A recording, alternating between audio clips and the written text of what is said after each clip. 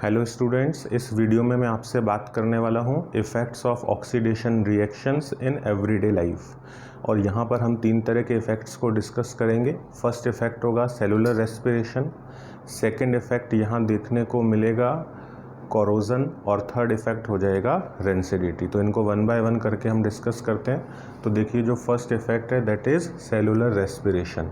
तो जो cellular respiration एक ऑक्सीडेशन रिएक्शन है जिसमें फूड का ऑक्सीडेशन होता है। जैसे हम बात करें कार्बोहाइड्रेट की, जब कार्बोहाइड्रेट बॉडी में कम्प्लीटली डाइजेस्ट हो जाता है तो ग्लूकोज जनरेट होता है, और ग्लूकोज की सेल्स के अंदर ऑक्सीजन से रिएक्शन होकर कार्बन डाइऑक्साइड और वाटर जनरेट होता है, और साथ ही साथ एनर्जी प्रोड्यूस होती है जो कि एटीपी की फॉर्म में हमारी बॉडी में स्टोर होती है।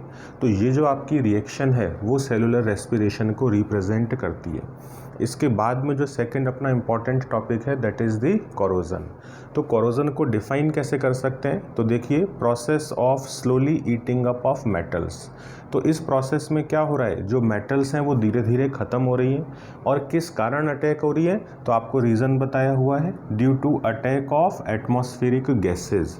अब कौन कौन सी गैसेज इन्वॉल्व हो सकती हैं? फर्स्ट गैस होगी ऑक्सीजन, कार्बन डाइऑक्साइड, फिर हाइड्रोजन सल्फाइड, या फिर वाटर वेपर भी कुछ रिएक्शंस में इन्वॉल्व होती है। ये सब गैसेस रिएक्ट करती हैं मेटल की सरफेस पर और उनको उनके रेस्पेक्टिव कंपाउंड्स में कन्वर्ट करती है। इसका मतलब अगर ऑक्सीजन इन्वॉल्व हुई है तो ऑक्साइड जनरेट होगा, कार्बन डाइऑक्साइड इन्वॉल्व हो रही है तो कार्बोनेट, और हाइड्रोजन सल्फाइड इन्वॉल्व हुआ तो जो मेटल हैं उनके सल्फाइड प्रोड्यूस होते हैं। इसके बाद में हम देखते हैं एग्जाम्पल्स ऑफ कोरोजन को। तो यहाँ पर जो आपको फर्स्ट एग्जाम्पल बताया हुआ है वो कोरोजन ऑफ आयरन है, जिसको रस्टिंग भी कहा जाता है, और एक ये मोस्ट कॉमन एग्जाम्पल है कोरोजन का। इसको किस तरह से अपन एक्सप्लेन कर सकते हैं?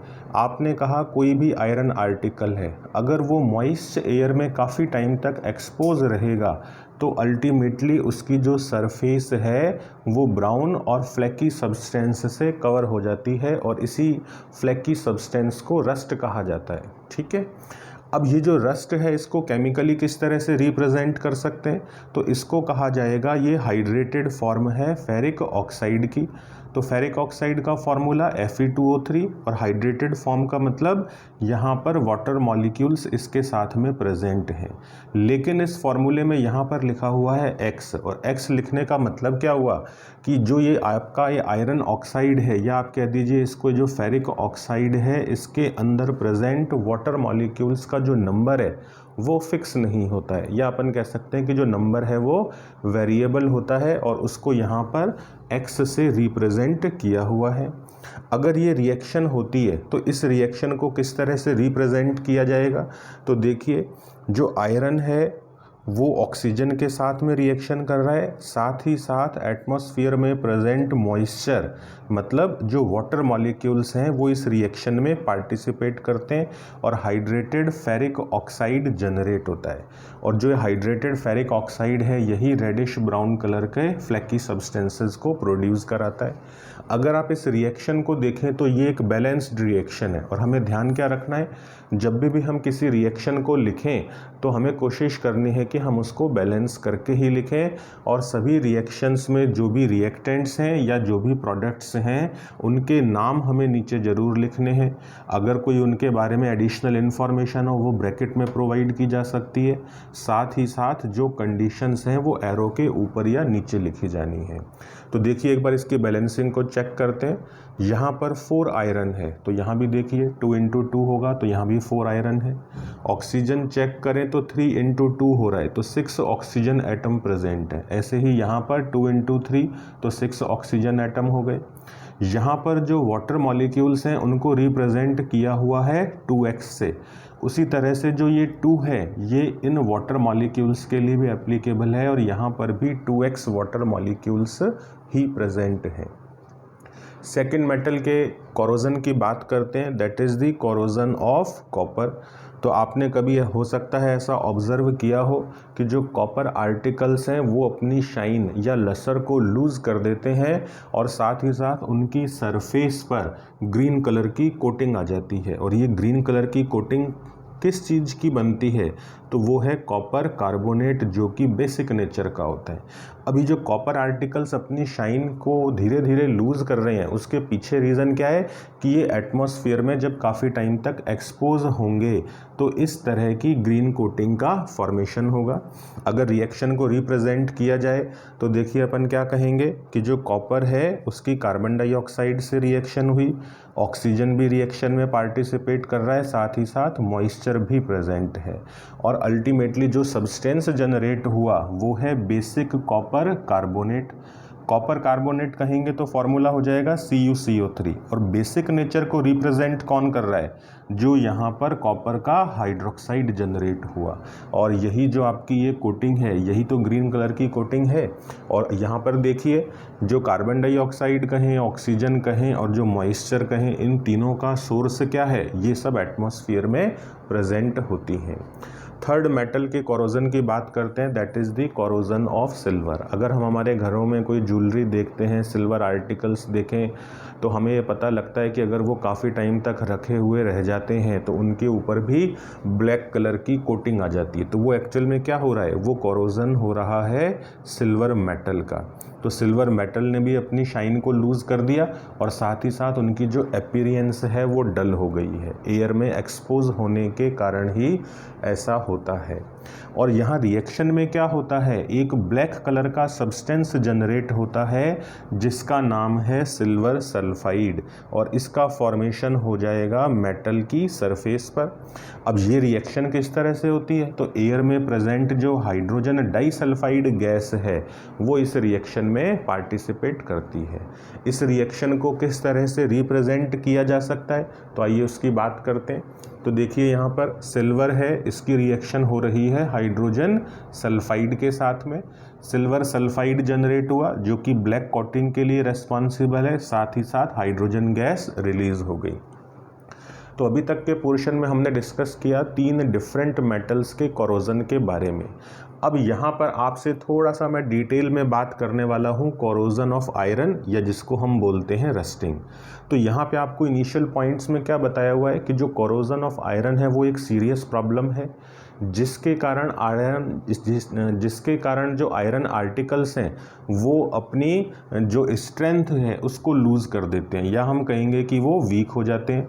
जैसे कि ब्रिजेस हो सकते हैं, आयरन रेलिंग्स हो सकती हैं, ऑटोमोबाइल के पार्ट्स हो सकते हैं, हमारे घरों में जो कूलर, हम डेजर्ट कूलर काम में लेते हैं तो उनकी बॉडी भी आयरन की बनी हुई होती है। तो इस तरह से वैरायटी ऑफ सब्सटेंसेज हैं, या कह दीजिए वैरायटी ऑफ ऑब्जेक्ट्स हैं जो कि आयरन से बने हुए होते हैं। तो हम क्या चाहते हैं कि जो आयरन का कोरोजन हो रहा है इसको रोका जाए। तो देखिए पहले हम बात करते हैं कि यहाँ पर इस रस्टिंग में हो क्या रहा है, रेडिश ब्राउन कलर की रस्ट बनती रहती है जो कि सरफेस पर से उतरती रहेगी, जिसको हम कहेंगे कि पील ऑफ होती रहेगी, छिलकों की तरह उतरती जाएगी, और साथ ही साथ जो फ्रेश सरफेस है वो फर्दर रस्टिंग के लिए एक्सपोज हो जाएगी। तो दूसरे वर्ड्स में हम क्या पाएंगे कि जो रस्टिंग है वो एक कंटिन्यूस प्रोसेस है, और अल्टीमेटली जो आयरन के ऑब्जेक्ट्स हैं वो ख़त्म होते जाएंगे, उनकी ईटिंग होती जाएगी। तो हम क्या चाहेंगे, इस तरह के नुकसान पहुंचाने वाले मेथड को रोका जाए, उसको प्रिवेंट किया जाए। तो आगे देखते हैं इसमें ऐसे कौन से मेथड्स हैं जिनके थ्रू रस्टिंग को प्रिवेंट किया जा सकता है। तो यहाँ पर हमें एक जो पर्टिकुलर पॉइंट है वो क्या ध्यान रखना है अगर हम रस्टिंग को रोकना चाहते हैं। तो जो आयरन ऑब्जेक्ट है वो एयर के कांटेक्ट में नहीं आना चाहिए, क्योंकि रस्टिंग की जब अपन बात कर रहे हैं तो वहाँ पर 2 चीज़ों की रिक्वायरमेंट है, एक तो ऑक्सीजन गैस जो कि एटमॉस्फेयर में प्रेजेंट है, और साथ ही साथ रिक्वायरमेंट है वाटर वेपर की, या कह दीजिए वाटर मॉलिक्यूल्स की, तो वो भी मॉइस्चर की फॉर्म में एयर में प्रेजेंट होते हैं। तो हमारा यहाँ पर पर्पज़ क्या होगा, हमारा एम क्या है, हम आयरन ऑब्जेक्ट्स को एयर के कांटेक्ट में आने से रोकें। अब इस काम को किस तरह से किया जा सकता है, तो यहाँ पर कॉमनली यूज्ड 5 मेथड्स रिप्रेजेंट किए हुए हैं। तो देखिए फर्स्ट मेथड क्या है कि जो आयरन आर्टिकल्स हैं उनको पेंट कर दिया जाए। सेकंड हो जाएगा, अगर जो आयरन आर्टिकल्स हैं वो किसी मैकेनिकल टूल के पार्ट हैं, या आपने कह दिया मशीन के पार्ट हैं, तो वहाँ पर पेंटिंग नहीं की जा सकती है, तो वहाँ हमें क्या करना होगा, ग्रीसिंग या फिर ऑयलिंग की जा सकती है। एक थर्ड मेथड क्या हो जाएगा कि जो आयरन आर्टिकल्स हैं उनके ऊपर जिंक की थिन लेयर चढ़ा दी जाए, और इस प्रोसेस को बोला जाता है गैल्वेनाइजेशन। तो कभी कभी गैल्वेनाइजेशन के ऊपर पूछ लिया जाता है what is meant by galvanisation, तो ये आप अलग से भी ध्यान रखें। और फोर्थ मेथड क्या है, आयरन आर्टिकल्स के ऊपर क्रोमियम प्लेटिंग हो जाए। तो ये जो प्लेटिंग है ये क्या करती है, एक प्रोटेक्टिव लेयर बना देती है, और साथ ही साथ आयरन आर्टिकल्स को एक शाइनी जो सरफेस है वो प्रोवाइड करती है, मतलब उसकी जो अपीयरेंस है वो भी अच्छी हो जाती है। और फिफ्थ मेथड हो जाएगा कि जो आयरन है उसकी एलॉइंग कर दी जाए, मतलब उसका एलॉय बना दिया जाए। और एलॉय बनाने का मतलब क्या कि यहाँ पर हमें एक होमोजेनस मिक्सचर प्रिपेयर करना है मेटल्स का। अब ये जो प्रोसेस है किस तरह से किया जाता है, तो इसके लिए देखिए आपको यहाँ एग्जांपल रिप्रेजेंट किया हुआ है। और इनिशियली क्या बता रखा है कि जो प्योर आयरन है ना वो काफ़ी ज़्यादा सॉफ्ट होता है। इसका मतलब अगर उसका टेम्परेचर थोड़ा सा भी ज़्यादा हो तो वो इजीली स्ट्रेच हो जाएगा। तो कहने का मतलब पहले तो हमें इसकी सॉफ्टनेस को हटाना है। तो क्या किया जाए, हमें यहाँ पर बहुत ही कम क्वांटिटी में मिक्स करना है कार्बन को। कितना परसेंटेज लिया जाए, दैट इज़ अबाउट 0.05%। जब हम ये थोड़ा सा नॉन मेटल कौन सा, कार्बन, जब ये हम आयरन के साथ में मिक्स करते हैं तो जो आयरन है वो काफ़ी हार्ड हो जाता है और स्ट्रांग हो जाता है। लेकिन अब हम क्या चाहते हैं कि जो ये आयरन है इसका एलॉय प्रिपेयर करना है, मतलब उसमें ऐसी प्रॉपर्टी ऐड हो जाए कि उसमें रस्टिंग नहीं हो। तो यहाँ पर हम क्या करने वाले हैं कि जो ये हार्ड आयरन हमें ऑब्टेन हुआ इसको आगे फर्दर मिक्स किया जाएगा दो मेटल के साथ में, निकल एंड क्रोमियम, और अल्टीमेटली जो हमें एलॉय मिलेगा वो कहलाएगा स्टेनलेस स्टील। और जो स्टेनलेस स्टील है काफ़ी हार्ड होता है और इसमें एडिशनल प्रॉपर्टी क्या ऐड हो जाती है कि इसमें रस्टिंग नहीं होती है। तो हमारे घरों में स्टील के बर्तन हम देखते हैं तो उसमें रस्टिंग का कोई प्रोसेस नहीं होता है। तो वहाँ पर क्या कर दिया गया, जो आयरन है उसका एलॉय बना दिया गया है। इसी तरह से देखिए हम थर्ड इफ़ेक्ट की बात करते हैं और वो इफ़ेक्ट है रेंसिडिटी। तो यहाँ पर हमें क्या कहना है, जब भी फ्राइड फूड में प्रेजेंट ऑयल या फैट एयर के कांटेक्ट में आएगा, एयर में एक्सपोज होगा, तो इस ऑयल या फैट का ऑक्सीडेशन हो जाएगा जैसे जैसे टाइम निकलता जाएगा। साथ ही साथ प्रॉब्लम क्या होने वाली है, यहाँ पर जो टेस्ट है वो ख़राब हो जाएगा और स्मेल भी ख़राब हो जाएगी। और अगर इस तरह की कंडीशन हो गई तो हम कहेंगे कि जो फूड का टेस्ट है वो भी स्पॉइल हो गया है और साथ ही साथ जो फूड है वो अनफिट फॉर कंजम्पशन हो गया है। तो हमें करना क्या है कि जो फ्राइड फूड में प्रेजेंट ऑयल या फैट है उनके ऑक्सीडेशन को प्रिवेंट करना है। अब बात आएगी कि इनके क्या मेथड्स हो सकते हैं, तो उन मेथड्स को हम वन बाय वन करके डिस्कस करते हैं। तो देखिए फर्स्ट मेथड आपको बताया हुआ है बाय एडिंग एंटीऑक्सीडेंट्स। तो फूड इंडस्ट्री में एंटीऑक्सीडेंट्स ऐड किए जाते हैं फूड आइटम्स को पैक करने से पहले, और ये करते क्या हैं, ऑक्सीडेशन के प्रोसेस को काफ़ी स्लो कर देते हैं और जो फूड आइटम्स हैं उनकी शेल्फ लाइफ काफ़ी इंक्रीज़ हो जाएगी, या आप कह दीजिए कि वो लंबे टाइम तक ख़राब नहीं होने वाले हैं। हमें यहाँ पर दो एग्जाम्पल्स ध्यान रखने हैं एंटीऑक्सीडेंट्स के। एक को शॉर्ट में बोलते हैं BHA और दूसरा कहलाता है BHT।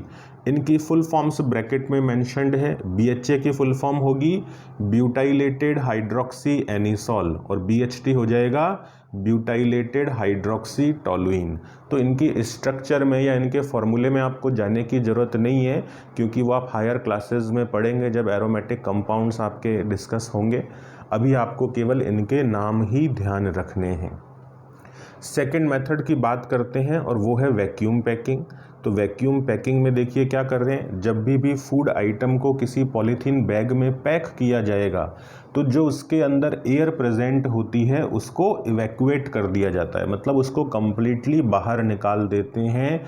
उस पॉलीथीन बैग को सील करने के दौरान, सील करना है तो उससे पहले क्या करें, सारी अंदर की हवा को बाहर निकाल दिया जाए। और जब पैकेट के अंदर ऑक्सीजन गैस ही अवेलेबल नहीं होगी तो जो पैकेट के अंदर फूड प्रेजेंट है उसका ऑक्सीडेशन भी नहीं होने वाला है। तो ये वैक्यूम पैकिंग भी एक अच्छा मेथड हो जाता है ऑक्सीडेशन को प्रिवेंट करने के लिए। थर्ड मेथड की बात करते हैं, वो है रिप्लेसिंग एयर विद नाइट्रोजन। तो यहाँ पर आपको क्या बताया हुआ है, कुछ फूड स्टफ्स के केस में क्या किया जाता है, पैकेट के अंदर प्रेजेंट को रिप्लेस कर देते हैं नाइट्रोजन गैस के साथ में। और मतलब हम कहेंगे कि जो नाइट्रोजन गैस है उसकी फ्लशिंग की जाएगी। और वो प्रोसेस कब होगा, जब सीलिंग का प्रोसेस चल रहा होगा। और ये जो मेथड है मोस्ट वाइडली यूटिलाइज किया जाता है पोटैटो चिप्स की पैकिंग में। तो इसका मतलब जब ये चिप्स की पैकिंग हो रही है तो उनके ऊपर हम कहेंगे कि विद प्रेशर जो नाइट्रोजन गैस है उसका फ्लो बनाया जाता है, फ्लशिंग की जाती है। तो अंदर प्रेजेंट जो एयर है वो रिप्लेस हो जाती है नाइट्रोजन गैस से। और जो नाइट्रोजन गैस है वो एक इनर्ट गैस है, तो वो फ्राइड सब्सटेंसेस के साथ में, या कह दीजिए कि जो उनके अंदर फैट या ऑयल प्रेजेंट है उनके साथ में किसी तरह की रिएक्शन नहीं करती है। साथ ही साथ ऑक्सीजन को वहाँ से हटा दिया गया। तो अल्टीमेटली हमने क्या किया, अंदर की एयर को रिप्लेस कर दिया नाइट्रोजन के साथ में। और लास्ट मेथड देखते हैं, वो है रिफ्रिजरेशन ऑफ फूड आइटम्स। इस मेथड को घरों में काम में लिया जाता है, मोस्ट कॉमनली यूज्ड मेथड है, हमारे घरों में देखने को मिलता है। जो फूड आइटम्स हैं उनको रिफ्रिजरेटर में रख देते हैं। रिफ्रिजरेटर का मतलब हम वहाँ पर लो टेम्परेचर प्रोवाइड कर रहे हैं। और जो लो टेम्परेचर है ये क्या करता है, ये ऑक्सीडेशन के प्रोसेस को स्लो कर देता है और फूड की शेल्फ लाइफ इंक्रीज हो जाती है। इस वीडियो के साथ में आपका जो थ्योरेटिकल कंटेंट है चैप्टर 1 का वो ख़त्म हो गया है। लेकिन इसी चैप्टर से रिलेटेड मैं एक और वीडियो बनाऊंगा जिसमें मैं केमिकल कंपाउंड्स के फॉर्मूले के बारे में बात करूंगा। हालांकि आपने 9th क्लास में चैप्टर 3 में एटम्स एंड मॉलिक्यूल्स में उसके बारे में पढ़ा है, लेकिन यहाँ पर एक बार उसके रिवीजन की ज़रूरत है। और उसके पीछे रीज़न क्या है, अगर आपको केमिकल फार्मूले कंपाउंड्स के लिखने नहीं आ रहे हैं तो इसका मतलब आप केमिकल इक्वेशन को प्रॉपरली रिप्रेजेंट नहीं कर पाओगे। और अगर आपने कहा कि किसी कंपाउंड का फार्मूला गलत हो गया तो इसका मतलब आगे जो बैलेंसिंग हम करते हैं केमिकल रिएक्शंस की वो बिल्कुल भी सही नहीं हो पाएगी। तो आपको यहाँ केमिस्ट्री में क्लास 10th में केमिकल फार्मूले पर बहुत ज़्यादा ध्यान देने की ज़रूरत है। ठीक है, तो इस वीडियो में इतना ही। बाकी आप जो मेरा नेक्स्ट वीडियो है उसको देखिएगा।